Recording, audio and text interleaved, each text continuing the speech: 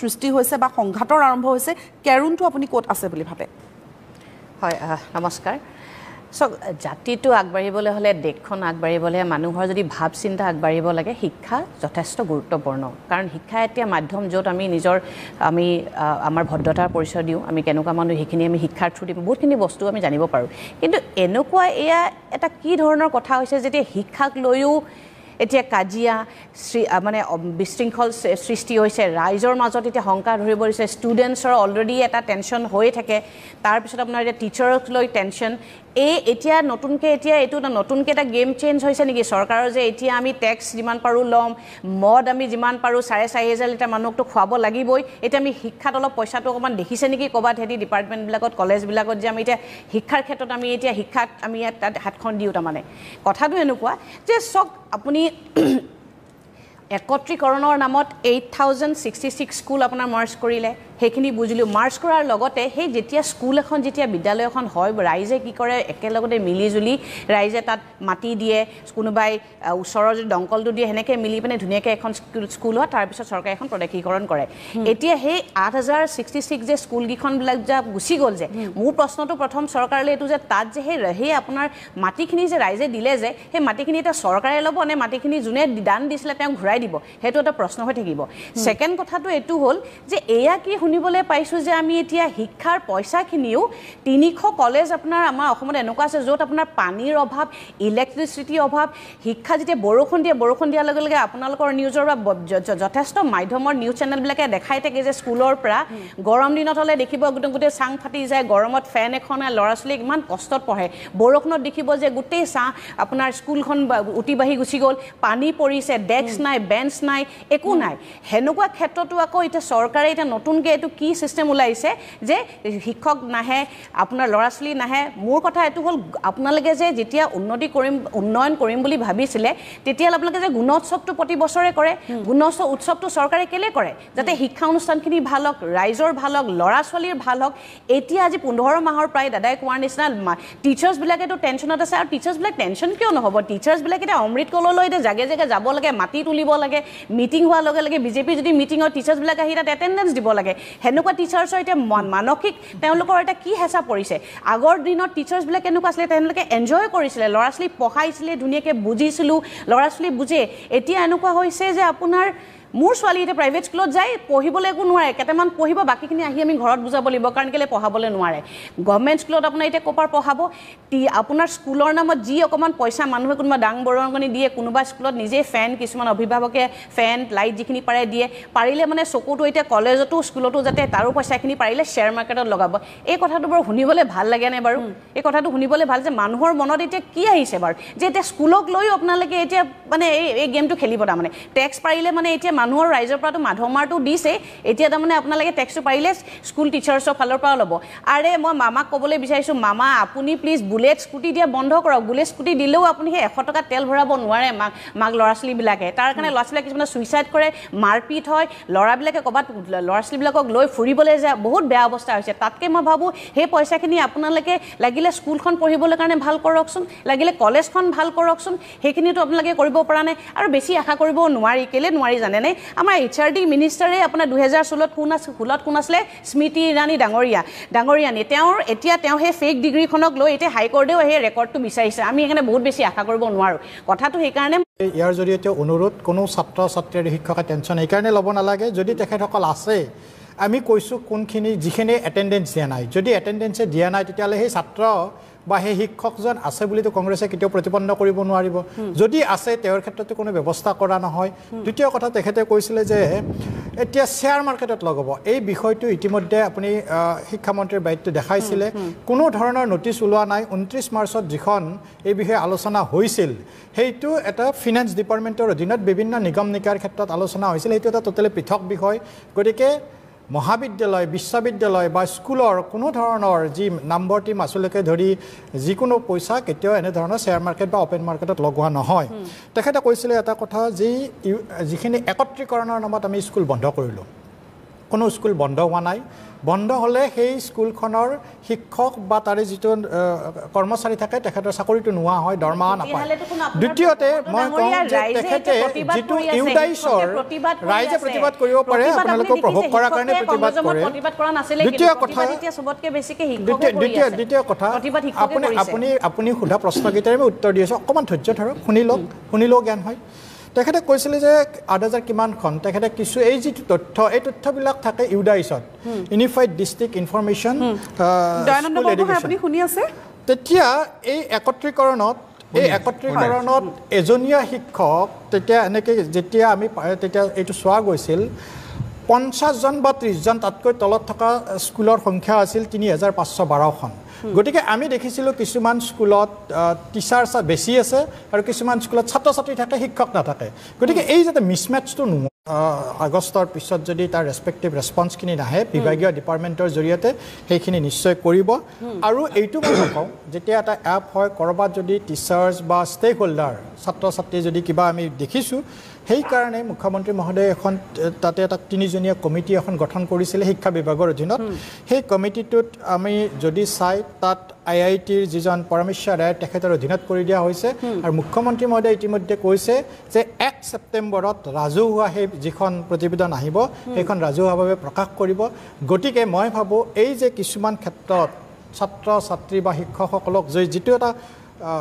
পৰিস্থিতিৰ সৃষ্টি হয় যিটো নেতিবাচক ধাৰণা দিব খোজা হয় যে শিক্ষা হেতু এপৰ কাৰণে অমুক হৈছে তমুক হৈছে তেনেকুৱা নহয় প্ৰত্যেক ষ্টেক হোল্ডাৰৰ কথা চৰকাৰে শুনিব চৰকাৰ কোনো বেলেগ সংস্থা নহয় চৰকাৰ জনপ্ৰতিনিধিৰ দ্বাৰা গঠিত কিছুমান প্ৰতিনিধি আহে আৰু সেই প্ৰতিনিধিয়ে এখন চৰকাৰ কৰে গতিকে তেখেতসকলৰ আকাংক্ষা বিশেষকৈ শিক্ষা ক্ষেত্ৰত যি থাকে ছাত্ৰ ছাত্ৰীৰ সমস্যাবিলাক আমি অনুভৱ কৰোঁ প্ৰতিটো ক্ষেত্ৰত কিবা সমস্যা হ'লে তাৰ সমাধান ডেফিনেটলি চৰকাৰে দি আহিছে কিন্তু এটা কথা আমাৰ চিন্তনীয় হয় এই যে ভাৰ্চুৱেল ষ্টুডেণ্ট কিছুমান পাৰ্টিকুলাৰ জিলাত যিটো হৈছে সেইটোৱে আমাৰ চিন্তনীয় বিষয় হয় কাৰণ এনেকুৱা আমিয়ে বহুকেইখন দেখা পাইছোঁ অপ্ৰিয় হ'লেও সত্য চাই থকা দৰ্শকখিনিও হয়তো মানি ল'ব যে বহুত এনেকুৱা স্কুল আছে য'ত নিজৰ চৰকাৰীভাৱে পঞ্জীয়নটো ৰাখিবৰ কাৰণে গ্ৰাণ্টটো পাবৰ কাৰণে তেখেতসকলে ৰেজিষ্টাৰত ছাত্ৰ ছাত্ৰী দেখুৱাই থয় কিন্তু প্ৰকৃত অৰ্থত ছাত্ৰ ছাত্ৰীখিনি নাথাকে গতিকে এনেধৰণৰ নোহোৱা কৰাৰ কাৰণে এই ব্যৱস্থাটোৰ চিন্তা কৰা হৈছে আৰু আপোনালোকক অৱগত কৰোঁ যে গুণোৎসৱৰ কথাটো ইয়াত উলিয়াইছিল শিক্ষা বিভাগে কেন্দ্ৰীয় চৰকাৰৰ শিক্ষা বিভাগে অসমৰ গুণোৎসৱৰ আৰ্হিত সৰ্বভাৰতীয় পৰ্যায়ৰ সকলো ক্ষেত্ৰতে এই গুণোৎসৱ কৰিব পাৰি নেকি তাৰে চিন্তা চৰ্চা কৰিছে ইতিমধ্যে মই অৱগত কৰিছিলোঁ যে আমাৰ শিক্ষা হেতু এপক নেশ্যনেল গভাৰ্নেন্স এৱাৰ্ডৰে সন্মানিত কৰা হৈছে অৰ্থাৎ ই যে সৰ্বভাৰতীয় পৰ্যায়ত স্বীকৃতি পাইছে ইয়ে এক ষ্ট্ৰীমলাইন কৰিছে বিভিন্ন বিষয় আজি যিকোনো ঠাইত থাকি আপুনি আপোনাৰ স্কুলখনৰ সবিশেষ ল'ব পাৰে কিন্তু ছাত্ৰ শিক্ষকসকলৰ প্ৰতি মোৰ অনুৰোধ এতিয়ালৈকে চৰকাৰে এনেকুৱা গাইডলাইন দিয়া নাই যে আপুনি 9টা বজাতে এপটোত আপুনি নিজেও এটেণ্ডেন্স দিব লাগিব অলপ দেৰিকে হ'লেও এটেণ্ডেন্স যিকোনো সময়ত দিব পাৰে এটো নহয় যে 9টা বজাত স্কুল খুলিছে মানে 9টাৰ আগত দিব লাগিব 9:15 9:20 দিলে বা 9:30 দিলে আপোনাৰ স্যালাৰি কাট যাব তেনেকুৱা ধৰণৰ এতিয়ালৈকে নটিফিকেশন দিয়া নাই মানে আপোনাৰ এক্সকিউজ মি যে বিভাগে এখন অৰ্ডাৰ উলিয়াইছিলে যে যদি 15 মিনিট দেৰি হয় দুদিন দেৰি হয় তেতিয়াহ'লে তেওঁলোকে মানে এই ছুটি গণ্য কৰিব না এইটো দেৰি হয় মানে মই সেইকাৰণে কৈছিলোঁ মই এটা কথা কৈছিলোঁ এইটো হ'ল ইণ্টাৰনেট বেছ এইটো ইণ্টাৰনেট বেছ নহয় ছাৰ্ভাৰ বেছ তাৰমানে 9টাত আপুনি ফটোটো মাৰিছে আপুনি যদি সেইটো 11টাতো আপলোড কৰে আপোনাৰ তাত হেৰিটো আহিব 9টা বজাতে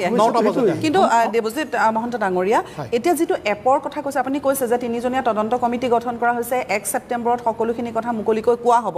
তাত এইখিনিলৈকে যিখিনি তদন্ত আগবাঢ়িছে বা যেনেকুৱা ধৰণৰ আলোচনা হৈছে তাত এই এপৰ বিসংগতিৰ প্ৰসংগটো ওলাইছে নেকি আপোনালোকৰ এপত বিসংগতি আছে নে নাই নাই বিসংগতি মানে কেতিয়াবা এপটোত বিসংগতি নাই বিসংগতিটো কি হয় যিখিনি সাৰ্ভাৰ যিখিনি ডাটা আপডেট হয়তো এখেতে এটা প্ৰসংগত কৈছিলে যে মানুহজন ৰিটায়াৰ্ড হ'ল গতিকে আপডেট ভাৰ্চনটো যি লাইনৰ পৰা আহিব লাগে কৰবাত হয়তো সেই ব্যক্তিজনে যদি দিয়া নাই তেওঁক সেই আপডেটটো হোৱা নাই তেখেতে এইটো শিক্ষক হিচাপে আছে এই ধৰণৰ কথাবিলাকো যাতে ভৱিষ্যতে নাহে মই এইটো নকওঁ 100% পাৰফেক্ট হৈছে সেইকাৰণে পাৰফেক্টৰ পৰা পাৰফেকশ্যনলৈকে আমি গৈ আছোঁ গতিকে কৰবাত নহয় কৰবাত কৰোঁতে য'ত সমস্যাটো হয় সেই যিটো আমি শুধৰাই যদি আগবাঢ়ি যাওঁ তেতিয়াহ'লে আজি নহ'লেও কালি আমি এনেকুৱা ধৰণৰ পৰ্টেলৰ মাধ্যমেৰে যাবই লাগিব এইকাৰণে যাব লাগে এটা আমি পজিটিভ যদি চাই প্ৰত্যেক আগতে কি হৈছিল যেতিয়া এই আমি টোটেল নাম্বাৰ অফ ষ্টুডেণ্ট অসমত কিমান আছে আজি যদি আপুনি আগত এই শিক্ষা হেতু এপ অহাৰ আগত কি আছিল ইউডাইছত ছেপ্টেম্বৰত সেই তথ্যবিলাক আপলোড কৰে তাৰে পিছত আমি ছেপ্টেম্বৰৰ পিছত গম পাওঁ গতিকে ছেপ্টেম্বৰৰ পিছত একেদৰে গম পাওঁ যেতিয়া সেই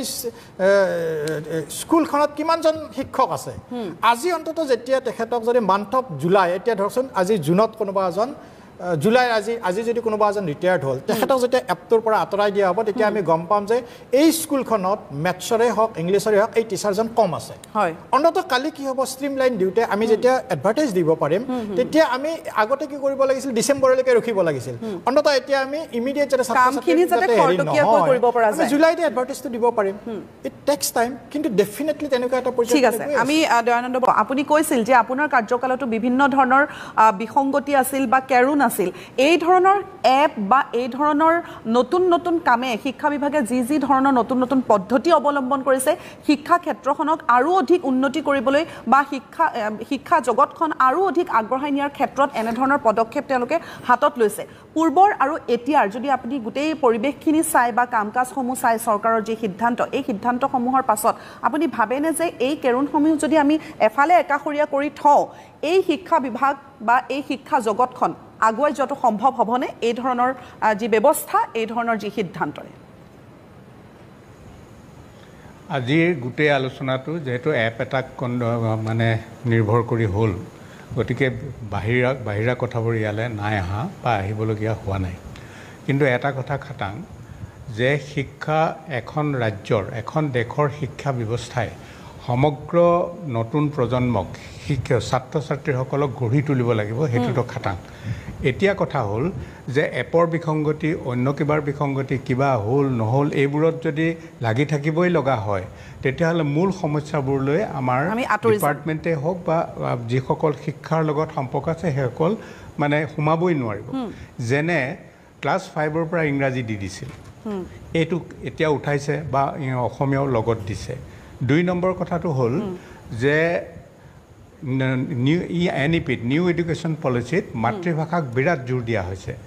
আৰু মাতৃভাষাটো ক্লাছ 5লৈকে পঢ়াই যদি এৰি দিয়ে তেতিয়াহ'লে তাই যি ইংলিছ মিডিয়ামত পঢ়িব সি কেতিয়াও কোনো ধৰণৰ ৰিজনেল লেংগুৱেজত একো নিশিকাকে অকল ইংৰাজীলৈ গুচি যাব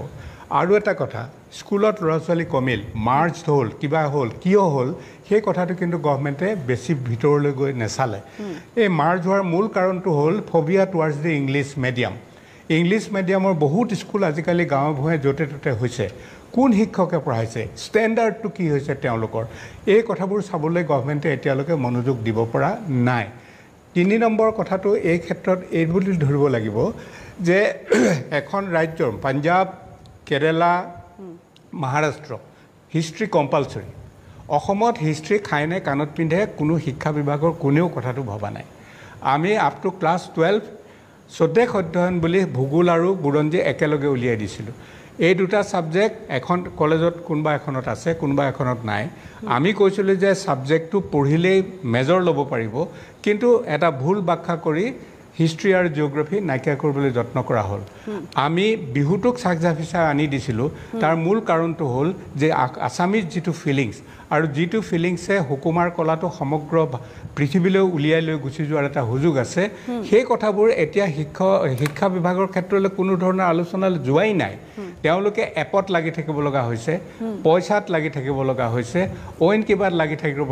হৈছে অটোনমাছটো কমপ্লিটলি নাইকিয়া কৰি দিছে এই অটোনমাছ যদি শিক্ষা ব্যৱস্থাত একেবাৰে নাইকিয়া কৰি দিয়ে তেতিয়াহ'লে যিখিনি পঢ়াবলৈ দিয়ে সেইখিনি পঢ়াম বাকি নপঢ়াওঁ আৰু মই নতুনকৈ আৰু নতুন কিটো বা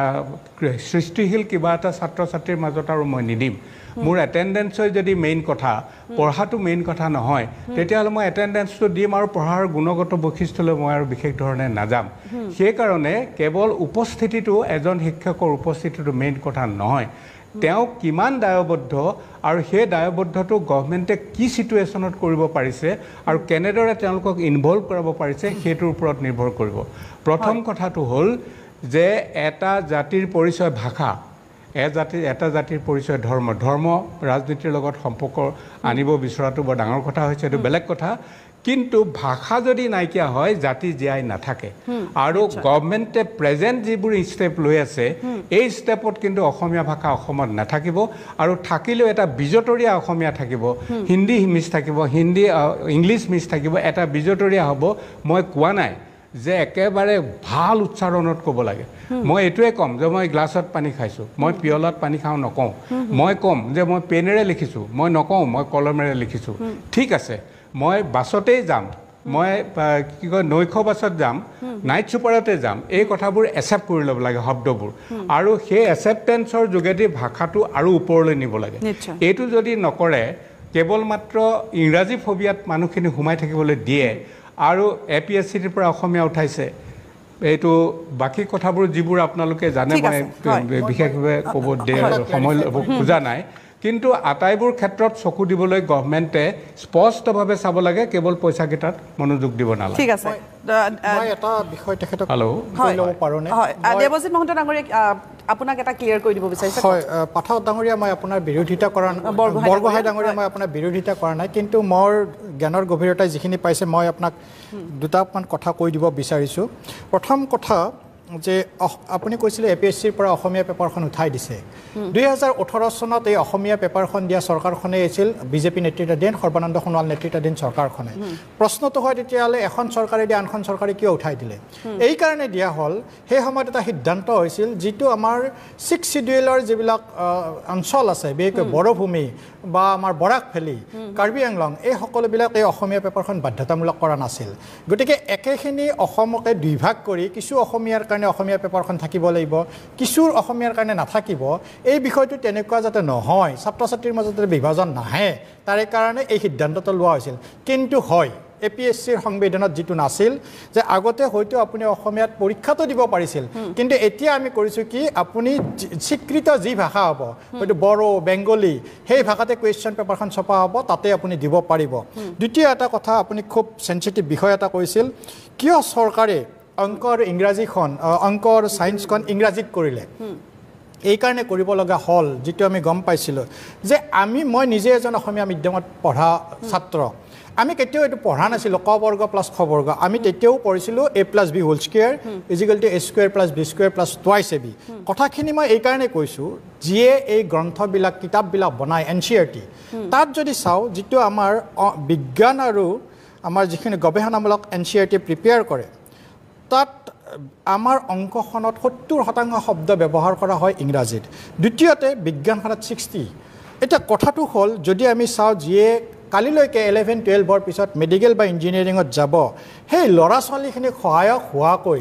আমাৰ কিমানখিনি আমাৰ ৰিজনেল লেংগুৱেজত অসমীয়া বড়ো সেই লেংগুৱেজত আমাৰ সহায়ক হোৱাকৈ ৰেফাৰেঞ্চ বুক আছে ফাৰ্ষ্ট ছেকেণ্ড NEP-য়ে কৈছে হয় 4.1.1ত আমাৰ মাতৃভাষা শিকাব লাগে কিন্তু সেই NEP-তে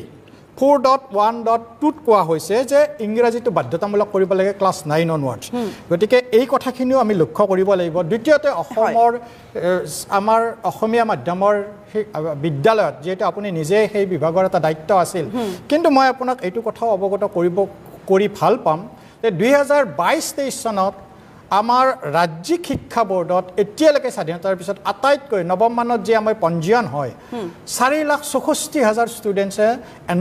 হেৰি কৰিছে পৰীক্ষা তাৰমানে নৱম মানত ৰেজিষ্টাৰ কৰিছে ডেট মিনছ অসমীয়া মাধ্যমৰ বিদ্যালয়লৈকে ছাত্ৰ ছাত্ৰীসকল উভতি আহিছে হয় কিছু আমাৰ কেৰণ নথকা এই যিপিনে আমাৰ সদায় ষ্টেক হোল্ডাৰবিলাকে আগুৱাই দিয়ে সেইখিনি আমি শুধৰাই আগুৱাই যাম কিন্তু এটা কথা হয় যেনেকৈ আপুনি কৈছে অট'নমাছ বডিক আমি নাইকিয়া কৰিব খুজিছোঁ তেনেকুৱা ধৰণৰ কোনো অভিপ্ৰায় আমি এই কথাখিনিলৈ আহিম ছেকেণ্ড অকল এপটোতে আমি লাগি থকা নাই অকল এপটোৰ কাৰণে বিদ্যা সমীক্ষা কেন্দ্ৰ স্থাপন কৰিছে ৰেষ্ট অফ দ্য ষ্টেক হোল্ডাৰে ৰেষ্ট অফ দ্য